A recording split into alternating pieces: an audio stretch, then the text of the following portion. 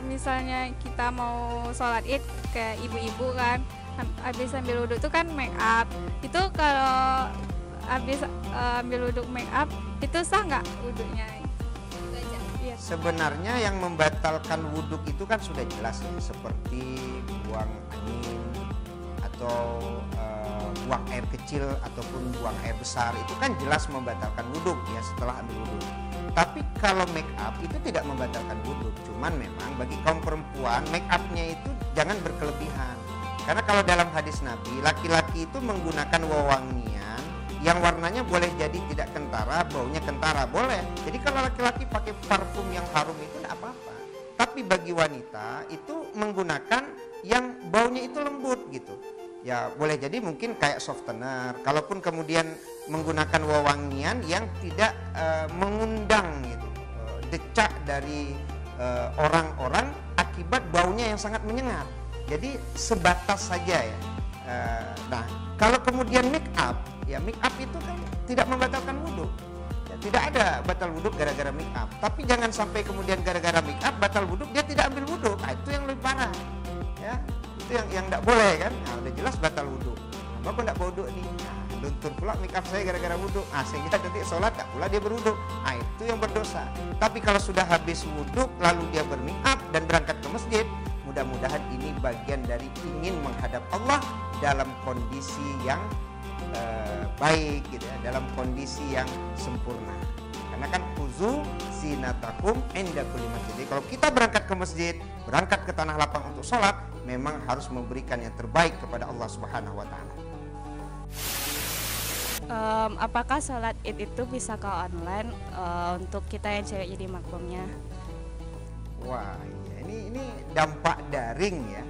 Dampak daring, bisa belajar, gurunya nanti di kampus, sementara menangkap pelajarannya dari rumah gitu ya. Tapi kalau untuk sholat berjamaah, bukan saja Idul Fitri ataupun Idul Adha ya, sholat berjamaah itu mewajibkan untuk berada di satu tempat. Ya, menurut ulama dia boleh saja keluar dari masjid, tapi safnya itu tetap bersambung, gitu, tidak terputus. Atau berada di tempat tersebut tapi suara terdengar, atau kemudian makmum itu bisa melihat imam. Makanya kan ada masjid atau musola bertingkat, itu biasanya dikasih lubang ya, dikasih lubang di bagian tengah supaya suara imam itu sampai ke atas, kemudian makmum juga bisa melihat imam.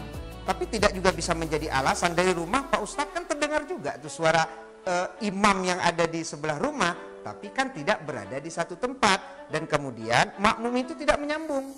Tapi kalau makmum itu menyambung, tiba di rumah awak, taruhi ke ruang makan boleh tuh, tapi dengan syarat menyambung dari imam yang ada di masjid terus ke belakang. Tapi kalau awak surang saja di kamar, itu menurut ulama tidak sah sholat berjamaahnya. Kita kan lagi corona, gimana kalau kita maaf-maafannya tidak bersalaman, apakah kita sudah maaf-maafan gitu? Iya. Baik, jadi memang salah satu ciri-ciri orang yang bertakwa itu kan wal afina anin nas ya, bisa memaafkan kesalahan orang. Jadi tentu kita ingin selepas Ramadan ini mendapatkan predikat takwa tersebut. Nah, kalau berbicara tentang memaafkan, itu kan persoalannya persoalan hati sebenarnya.